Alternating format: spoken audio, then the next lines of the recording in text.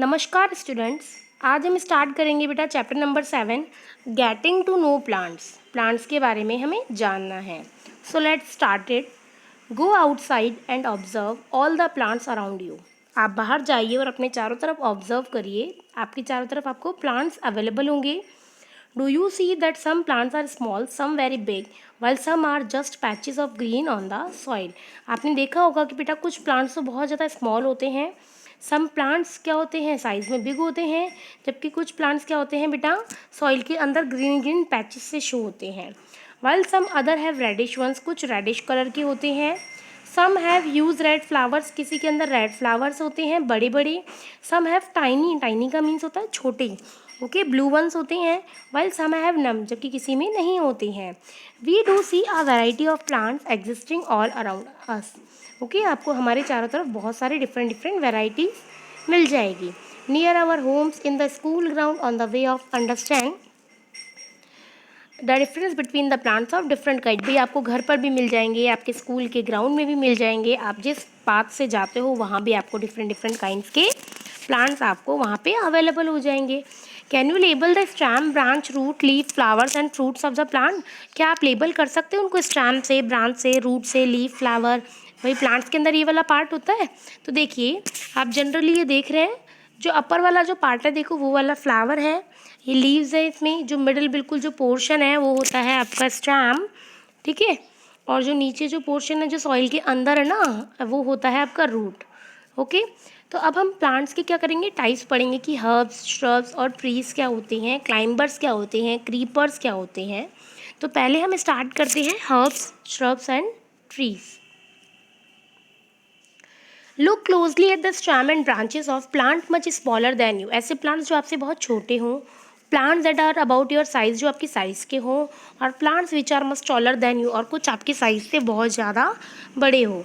Feel their stem and try to bend them gently to see if they are tender और hard. और आप उनके stem को touch करो और उनको एक बार बैंड करने की कोशिश करो कि क्या वो बैंड होते हैं या नहीं होते हैं। Take care of that stem does not break. ध्यान रखना कि स्टेम ब्रेक ना हो। Hug the tall plant to see how thick their stem are. और एक बार टॉल प्लांट्स को हग करके देखो कि उनका स्टेम कितना बड़ा है। We also need to notice from where to the branches grow in some plants close to the ground or higher up on the stem. We will now grow up all the plants we observe in the table 7.1. सब examples are shown, ठीक है। Suggestion ये आप self reading कर लेंगे। Based on these character most of the plants can be classified into 3 categories, herbs, shrubs and trees. देखो herbs क्या होते हैं बेटा, जिनकी साइज़ क्या होती है, स्मॉल होती है, जिनका जो स्टेम होता है वो ग्रीन कलर का होता है और थोड़ा सॉफ्ट होता है, ओके, जैसे पिक्चर में दिख रहा होगा आपको। नेक्स्ट आती है आपकी श्रब्स। श्रब्स क्या होती है, हर्ब्स और ट्रीज़ के बीच का मिडल वाली जो साइज़ के जो प्लांट होते हैं उनको हम बोलते हैं श्रब्स बोलते हैं, ठीक है। उसके अलावा क्या होता है बेटा कि ये जो होते हैं ना, इनका जो स्टेम होता है वो थोड़ा सा हार्ड होता है कंपेयर टू हर्ब्स। और ट्री की बात करेंगे तो ट्री आपने देखा है कि जो साइज़ में भी टॉल होते हैं और जिनका स्टेम भी क्या होता है बहुत ही ज़्यादा थिक होता है। आप इसको समझने के लिए एक बार इस टेबल को भी रीड कर सकते हैं, है ना, या रीड करके देख लेना, आपको समझ में आ जाएगा। सो देखिए plants with green and tender stem are called herbs. ऐसे प्लांट्स जिनका ग्रीन स्टेम और टेंडर मतलब थोड़ा सा बैंड हो सकता है उस स्टेम्स का, है ना, उस प्लांट्स का, उसको हम बोलते हैं बेटा herbs. They are usually short and may not have many branches. जो बहुत ज़्यादा शॉर्ट होते हैं और जिनके अंदर ब्रांचेस नहीं होती है। Some plants develop branches near the base of the stem. कुछ प्लांट्स ऐसे होते हैं जिनकी स्टेम के बेस से क्या होती है, ब्रांचेस निकल जाती है। इनका स्टेम भी बहुत हार्ड होता है लेकिन थिक नहीं होता, मोटा नहीं होता। उन प्लांट्स को हम बोलते हैं श्रब्स। और some plants are very tall and have hard and thick stem. कुछ प्लांट्स बहुत ज़्यादा टॉल होते हैं जिनका हार्ड और थिक स्टेम होता है। The stem have branches in the upper part. Branches होती है ना बेटा वो अपर पार्ट में होती है इनके, उनको हम बोलते हैं trees. Based on the above characteristics can you now classify the plant listed by you. बेटा आपको क्या करना है कि आपको जो टेबल दे रखी थी उसमें आपको क्या करना है, बताना है कि कौन सा प्लांट हर्ब है, कौन सा श्रब्स है और कौन सा ट्रीज है, okay. So plant with weak stem that can not stand upright but spread on the ground are called creepers. ऐसे प्लांट जिनका स्टेम बहुत वीक होता है, वो सीधे खड़े नहीं हो सकते, है ना, वो ग्राउंड पर ही क्या करते हैं, स्प्रेड करते हैं, that is called creepers, while those that take support and climb up are called climbers. और ऐसे प्लांट जो क्या है उनका स्टेम भी बहुत वीक होता है लेकिन उनको क्लाइंब अप करने के लिए किसी के सपोर्ट की नीड होती है, दैट आर कॉल्ड क्लाइंबर्स। जैसे आपने एग्जांपल देखा होगा मनी प्लांट या फिर कोई नीम गिलोय की आपने जो बेल देखी होगी, ठीक है, उसको ग्रो करने के लिए क्या होता है, हम किसी चीज़ के ऊपर लगा देते हैं ना, सपोर्ट दे देते हैं, तो वो तो होते हैं क्लाइंबर्स। लेकिन जो वाटरमेलन है वो क्या है, वो भी एक तरह की बेल है लेकिन हम उसे किसी के ऊपर लगा नहीं सकते, वो ग्राउंड के अंदर ही क्रीप करती है, उसे हम बोलते हैं क्रीपर्स।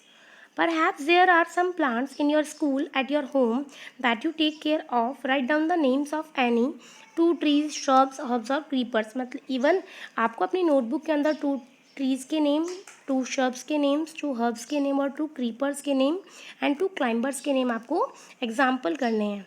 ओके, नाउ स्टैम की बात करते हैं हम। Observe closely the stem of different plants around you. आपने देखा होगा बेटा डिफरेंट प्लांट्स का जो स्टेम है वो भी क्या होता है, डिफरेंट होता है। Note down different structures, parts borne by the stem. Okay. So, direct हम आते हैं अपने, आप एक्टिविटी सेल्फ रीड कर लेना। स्टेम होता क्या है, observe the setup, does the colour appear in the stem, you find that the colour rise in the stem. If this is a kept for a longer period, the color appear in the veins of leaf also. How do you think the colors reach there? From the activity we see that the stem help in upward movement of water. Underline कर लीजिए, हमें यही important है।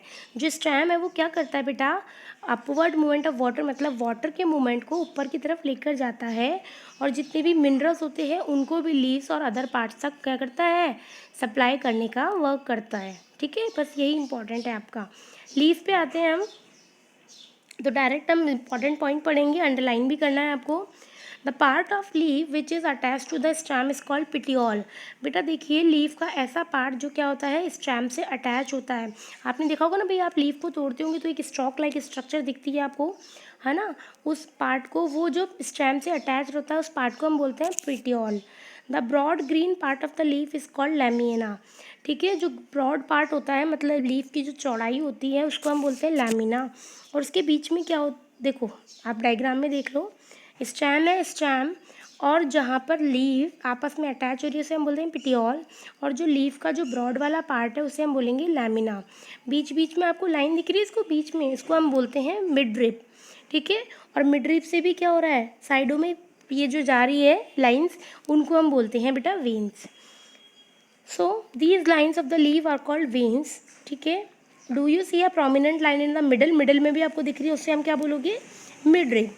ये जो design होती है बेटा वेन्स की, लीफ के अंदर वेन्स की, ठीक है भाई, आप बीच में मिड रिप होती है, साइडों में अलग अलग तरह की निकली हुई रहती है ना बहुत सारी लाइनें, उनको हम बोलते हैं लीफ वेनेशन।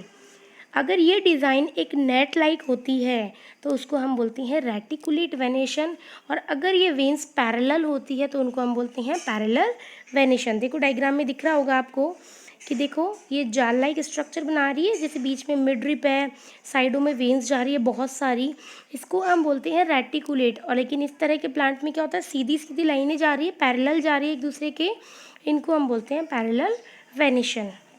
ओके, नेक्स्ट देखिए बेटा, अब ये आपका एक्टिविटीज़ ऑफ सेल्फ रीडिंग करेंगे, मैं डायरेक्ट इंपॉर्टेंट टाइप टॉपिक पढ़ा रही हूँ आपको। Okay, water comes out of leaves in the form of vapour by a process called transpiration. अब देखिए बेटा क्या होता है, लीव से क्या होता है, लीव्स के एरियल पार्ट होता है ना वो, वहाँ से क्या होता है बेटा, वाटर है ना वेपर की फॉर्म में रिलीज हो जाता है एटमॉस्फेयर में, that process is called transpiration. Plant release a lot of water into the air through this process. जो प्लांट होते हैं बेटा बहुत सारे वाटर को क्या करते हैं, रिलीज करते हैं एयर के अंदर। Why did we tie a cover around the leaves. हम मतलब आपने जो एक्टिविटी पढ़ी होगी उसमें आपने देखा होगा कि आप लीव को चारों तरफ से टाई कर रहे हैं। वो क्यों कर रहे हैं, ताकि आपको पता चले कि प्लांट्स के अंदर ट्रांसपिरेशन होता है या नहीं होता। जब आप उसको कर दोगे और बाहर रखोगे तो आप देखोगे बेटा जब ट्रांसपिरेशन होता है तो अब वो एयर में तो जा नहीं सकता, वो जो वाटर है वो कहाँ रह जाता है, आपकी पॉली बैग के अंदर रह जाता है। तो इससे आपको ये पता चलता है कि जो वाटर है वो ड्रॉप्स की फॉर्म में क्या होता है, एयर के अंदर इवापोरेट होता है। उस प्रोसेस को हम बोलते हैं ट्रांसपीरेशन।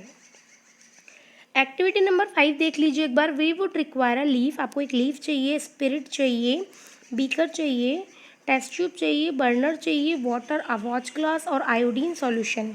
आपको क्या करना है, एक लीफ को टेस्ट ट्यूब के अंदर रखना है और उसको स्पिरिट के अंदर डालना है, ठीक है।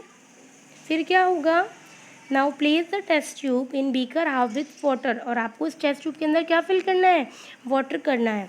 Help the beaker till all the green colour from the leaves come out into the spirit in the test tube. आपको ये तब तक वेट करना है कि जब तक सारा ग्रीन कलर क्या हो, बाहर निकल ना जाए। Take out the leaf carefully, जब आप लीफ को बाहर निकालोगे और वॉश करोगे, जब आप उसे वॉश ग्लास के अंदर रखोगे और कुछ आयोडीन सॉल्यूशन डालोगे, तो आप क्या ऑब्जर्व करोगे, आप ये ऑब्जर्व करोगे कि उसके अंदर क्या प्रेजेंट है, स्टार्च प्रेजेंट है। आपने चैप्टर नंबर 2 में आपने स्टार्च का टेस्ट किया था ना आयोडीन सॉल्यूशन से, वैसे ही आपको यहाँ करना है। आपने देखा था कि कैसा कलर हो जाता है, ब्लू ब्लैक कलर हो जाता है, वैसे ही जैसे पोटैटो के अंदर किया था वैसे ही लीव में भी क्या होता है, स्टार्च प्रेजेंट होता है। वो जो अपना फूड बनाते हैं फोटोसिंथेसिस से, वो स्टार्च की फॉर्म में प्रेजेंट होता है ना।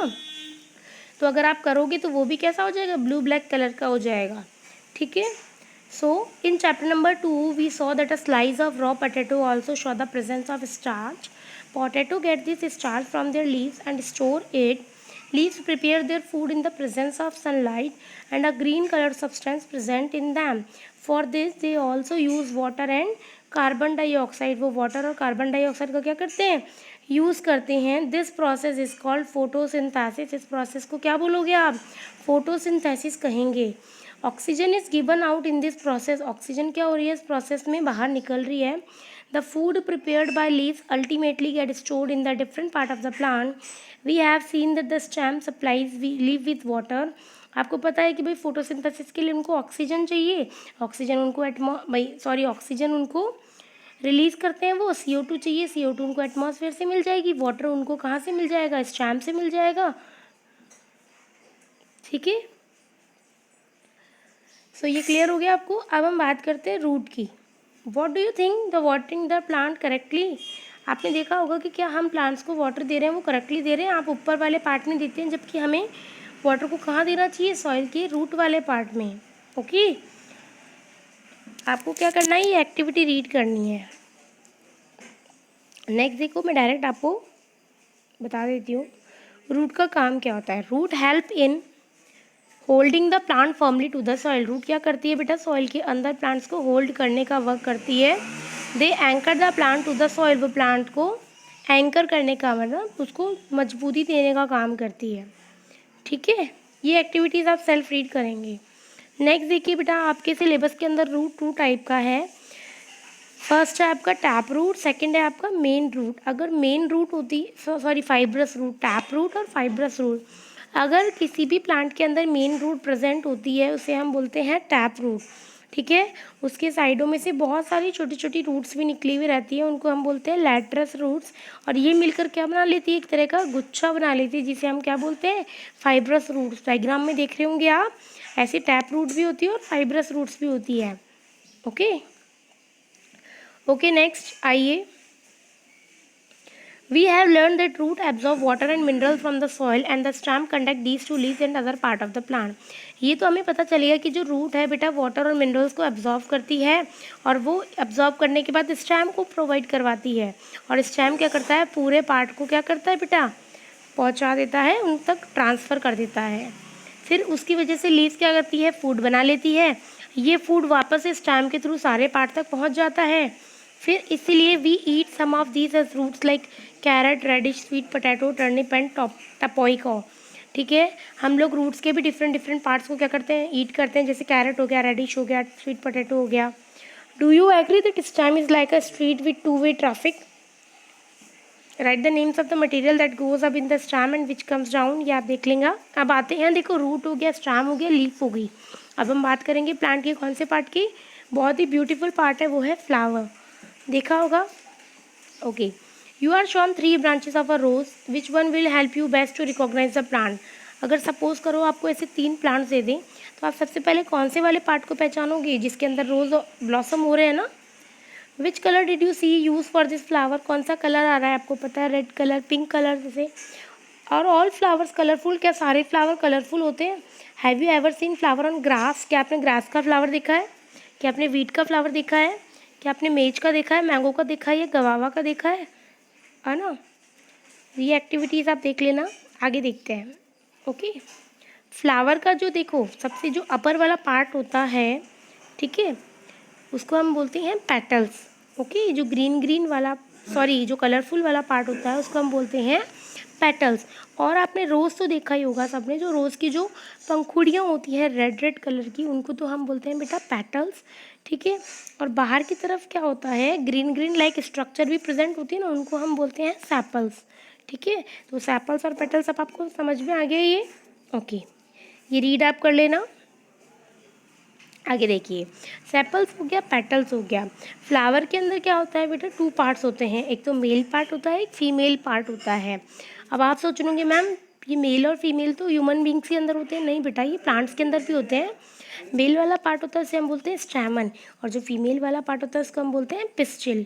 Okay, so the inner most part of the flower is called the pistil. सबसे अंदर वाला जो पार्ट होता है उसको हम बोलते हैं पिस्टिल, ठीक है। आप इसको कम्प्लीटली नहीं देख सकते, इसलिए आपको स्टेमन्स को हटाना पड़ेगा, ठीक है। जब स्टेमन्स को हटाते हो तो देखो किस तरह की डायग्राम दिखती है। जो अपर वाला पार्ट होता है उसे हम बोलते हैं स्टिग्मा, मिडिल पार्ट को स्टाइल, और जो लोअर पार्ट है उसको हम बोलते हैं ओवरी। ओके, सो अगर आप इस ओवरी को कट करोगे ब्लेड से, देखो आपको डायग्राम में शो भी हो रहा है, तो आपको कुछ इस तरह की स्ट्रक्चर दिखाई देगी जिसे आप बोलोगे ओव्यूल्स। तो ओवरी के अंदर क्या प्रेजेंट होते हैं, ओव्यूल्स होते हैं, जैसे बीड लाइक स्ट्रक्चर। ओके, यही क्या करते हैं, इसी से क्या होता है बेटा, फ्रूट्स का डेवलपमेंट होता है। सो ये आपका चैप्टर कंप्लीट होता है। जो जो इंपॉर्टेंट था मैंने आपको समझा दिया। अब एक बार आप चैप्टर रीड करें, अगर फिर भी कोई डाउट आता है तो आप मुझे डाउट बॉक्स में मैसेज कर सकते हैं। ओके, नाउ हम रीड करेंगे कीवर्ड्स। फर्स्ट है क्लाइंबर्स, जानते हो, conduct, creepers, fibrous roots, herbs, lamina, lateral roots, midrib, ovule, parallel venation, petal, petiole, photosynthesis, pistil, reticulate venation, sepal, shrubs, stamen, taproot, transpiration, trees and veins. So now your chapter is completed. You can do your question answer and book exercises in your notebook. Thank you. Have a nice day.